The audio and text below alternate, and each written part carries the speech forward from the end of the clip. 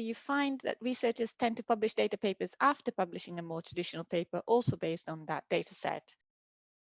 Yes, I think some of the concerns are, am I spoiling my high impact publication by publishing a data paper? So I've heard that anecdotally, and it shouldn't be the case, because a data paper is really complementary to a traditional research paper. But there's sometimes concern that, maybe during the reviewing process of the traditional paper, questions about the data come back, and so people tend to wait until they've published their first choice traditional paper before publishing a data paper. I'd like to move away from that and see the two as complementary, kind of living together. But yeah, it's what I've seen so far.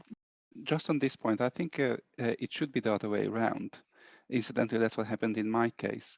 And the reasoning was that you publish your data first, and then you can reference it in the research paper. There is not really, in the research paper, you don't want to spend time on the steps on the technical steps of creating the database, but you want to give yourself a chance to refer to an already published solid data paper. So sort of the foundation for a higher level analysis that you would do in the research paper.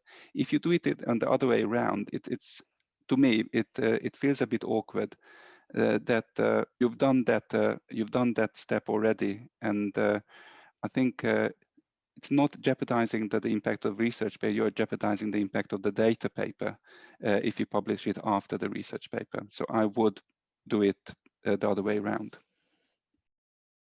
I'd bring this up as well, that this question came up quite a lot when people were contacting me and Mandy about submissions for the special collection on COVID-19, just because it is new research. So people are working on this data now.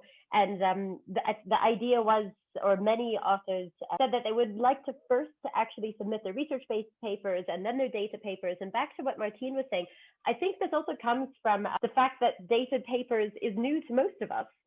As you said in your presentation, the world of like open data and sharing data, this is very new. And I think traditionally, or at least in psychology, people can even be very protective about their data and sharing things and, whose idea was first. And so I think this is where it comes from. And slowly, I guess we'll shift paradigms into what Martin is explaining, that it really is a complement to your research-based paper. And for a lot, I think it'll save you space, which I think is the best.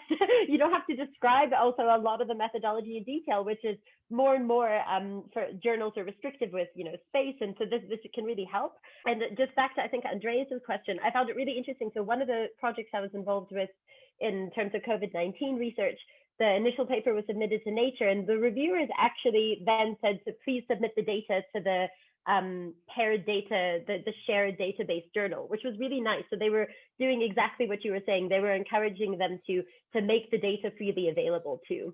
So in hindsight, and I'm not a leader in this project, it probably would have been better to first share the data, as Martin was explaining. And then, because it's taken ages to publish this paper, and it would have actually helped to first have this data made available and then to publish the research papers around it, although it does seem a little bit counterintuitive if you're new to the process.